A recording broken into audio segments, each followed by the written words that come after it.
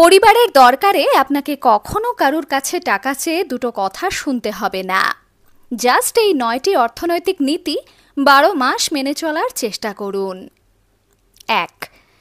নিজের সকল প্রয়োজন মেটানোর পর যা থাকবে তা সেভ করব, এই মানসিকতা ত্যাগ করুন।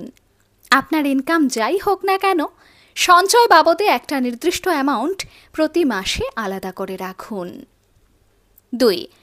ভালো ও বিশ্বস্ত মিউচুয়াল ফান্ডে বিনিয়োগ করুন, কারণ ব্যাংকের খাতায় টাকা ফেলে রেখে আপনি যে সুদের হার পাবেন, মিউচুয়াল ফান্ডে বিনিয়োগ করা তার চেয়ে বেশি লাভজনক। ৩. কোনটা প্রয়োজন আর কোনটা বিলাসিতা ফারাক করতে শিখুন। বিলাসিতার পেছনে অহেতুক টাকা ঢালবেন না। বিখ্যাত একজন মনীষী বলেছিলেন, ১,০০০ টাকার মানিব্যাগে ১০ টাকা রাখার চেয়ে ২০০ টাকার মানিব্যাগে ২,০০০ টাকা রাখা ঢের ভালো ও বুদ্ধিমানের কাজ। ৪. আয় বুঝে ব্যয় করতে হয়, সেটা পরিবারের সবাইকে বোঝান।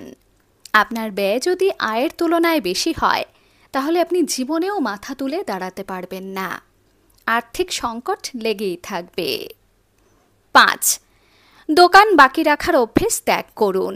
এতে দরকারের চেয়ে বেশি খরচা হয় এবং নগদ টাকা দিতে হয় না বলে চোখের ক্ষুধায় জিনিস কেনার প্রবণতা আমাদের বেড়ে যায়। ৬. ইউপিআই পেমেন্টের ফাঁদে পা দেবেন না। ইউপিআইয়ের দ্বারা আজকাল পেমেন্ট করা সহজ ঠিকই, কিন্তু নগদ টাকা না দেওয়ার চল বেশি টাকা খরচার মানসিকতা তৈরি করে। কারণ নগদ টাকা খরচা করলে খরচাগুলো তখন চোখে পড়ে। ৭. যেখান থেকে ফেরত পাবেন না, সেখানে টাকা ধার দেওয়া থেকে বিরত থাকুন।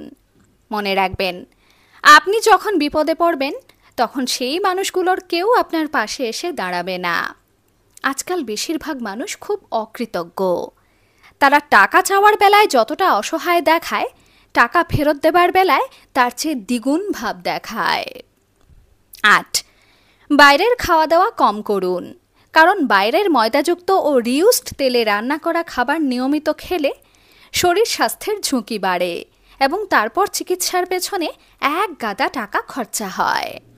শারীরিক কষ্ট এবং আর্থিক ক্ষতি দুটোই তখন ভোগ করতে হয়। ৯.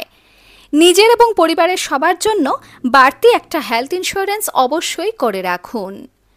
শুধু কাজের জায়গার ভরসায় থাকবেন না, কারণ যেদিন চাকরি থাকবে না, তখন কাজের জায়গা আপনাকে সেই সুবিধা আর প্রদান করবে না।